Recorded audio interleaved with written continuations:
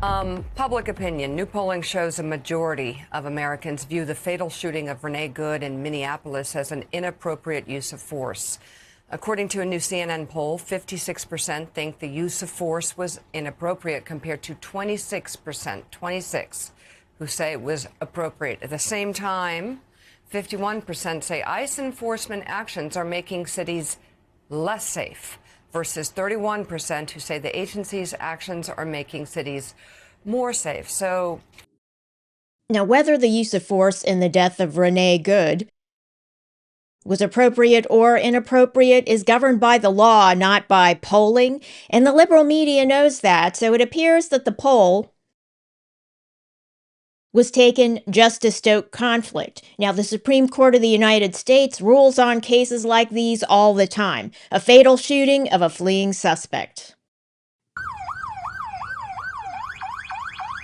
That's fine, dude. I'm not mad. That's okay. We don't change our plates every morning, just so you know. It'll be the same plate when you come talk to us later. That's fine. U.S. citizen, former. You want to come at us? You want to come at us? I said go get yourself some lunch, big boy. Go ahead. Out of the car. Get out of the car. Get out of the car. Whoa!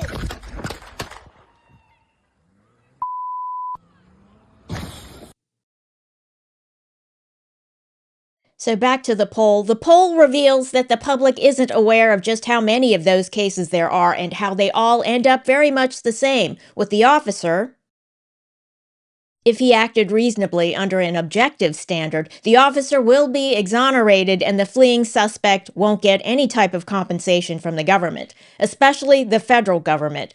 So this type of polling shows us that liberal media has no interest in advising folks how to keep themselves safe. A hostile encounter with law enforcement must be avoided because the police are armed and, believe it or not, they know a lot more about the law than protesters do. Now let's watch this discussion by liberal media about ICE arrests at a Target retail store in Minnesota. Now, liberal media gets it wrong. They accuse ICE of wrongful arrest for detaining a U.S. citizen. Then they find out it's a U.S. citizen protester being arrested for assaulting ICE. So he was rightfully detained. But instead of admitting that, liberal media doubles down and slams the ICE officers for questioning other workers at the Target about their citizenship, which the officers are permitted to do as a constitutional matter. But let's watch. Well, congratulations. You have ICE agents terrorizing American citizens, including American citizens at work. In this case, we're talking about federal agents harassing and putting their hands on an American worker at a Target. And as you just heard, he was later dropped off at a Walmart. So the incident that you just saw took place last week on Thursday. Another Target worker was also apprehended. Now, the Department of Homeland Security addressed the case of this 17-year-old Target worker shown in the video at the start of the story, saying that this individual was arrested for assaulting federal law enforcement officers. Under 18 USC 111, assaulting, resisting, or impeding federal officers. Now, there were eyewitnesses there, and here is some eyewitness testimony from Bring Me the News. So per observers, agents were approaching Target and asked the workers outside whether they were citizens. The workers didn't answer and tried to go inside, at which point they were grabbed. So now, the Supreme Court has held that immigration officers can ask people about their citizenship in a public place and that there's no Fourth Amendment violation. It's not an unlawful seizure of their persons because the individuals are free to go about their business. They don't need to talk with the ICE officers if they don't want to. But here, the individuals fled from the officers, and that gave rise to reasonable suspicion that the individuals were unlawfully present. And being grabbed by ICE officers seems to be a brief detention to question them further. So there's no violation of the Fourth Amendment being described there. Now, the ICE officers may also have specific articulable facts about unlawful activity at that location. ICE officers can be guided by their observations and experience in determining whether further investigation is needed.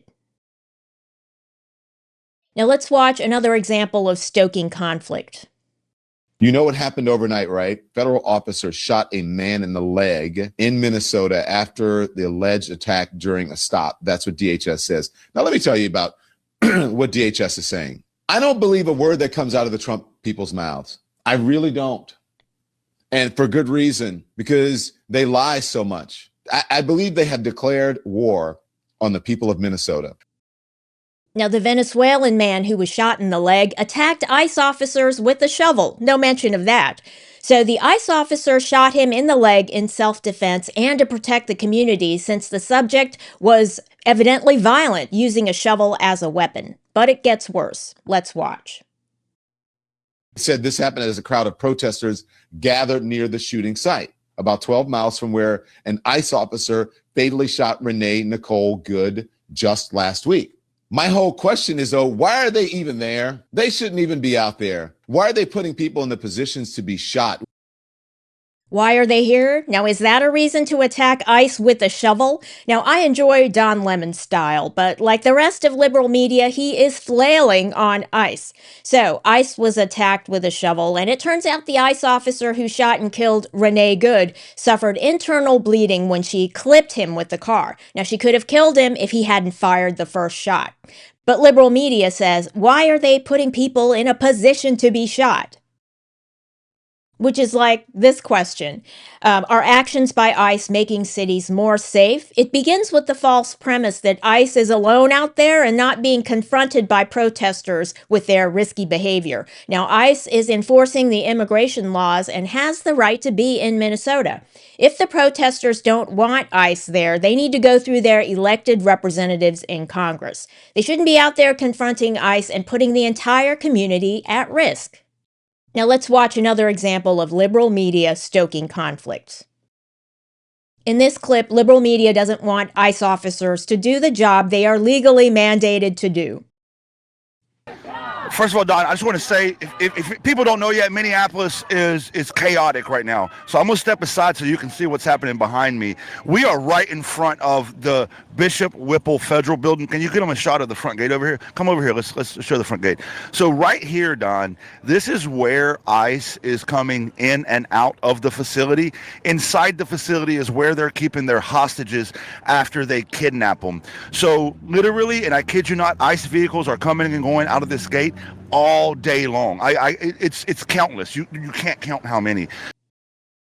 ICE vehicles in and out of the facility all day. Oh my God, ICE is doing their jobs. How dare they?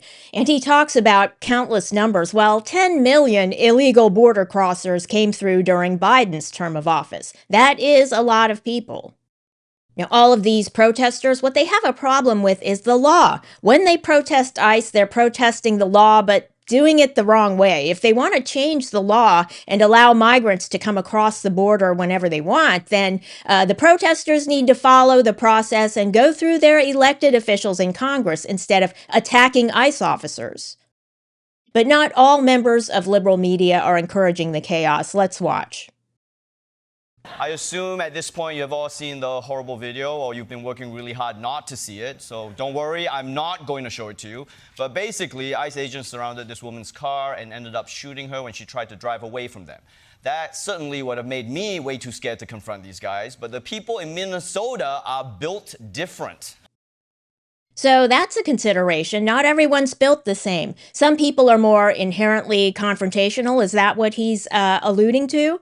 And in the next clip, liberal media offers an alternative to confronting ICE, confronting right-wing media instead with comedy. I believe she's being comedic. The protesters aren't just confronting ICE. Right-wing media has been on the ground in Minneapolis trying to make the case that the situation is justified. And the residents are giving those right-wing outlets the respect that their reporting deserves. I'm a big and tall man. I don't act this way. I'm a big and tall man. You want to engage in intelligent conversation? You think U.S. taxpayers should be funding housing for illegals? and What medical a care. smart man. Now, in my view, that's more productive and better for the community, especially when we compare it to ramming a car into ICE agents. To conclude, let's watch Renee Good's father-in-law of her second husband, who passed away several years ago. The father-in-law speaks sense and expresses what most Americans probably believe about the Minneapolis riots. Let's watch. I don't blame ICE. I don't blame Rebecca. I don't blame Renee. I just wish that, if we're walking the Spirit of God, I don't think she would have been there. If we walk in the Spirit of God, I don't think she would have been there. And I believe that most Americans would echo that sentiment. Thanks for watching, and if you enjoyed this video, leave a like and don't forget to subscribe.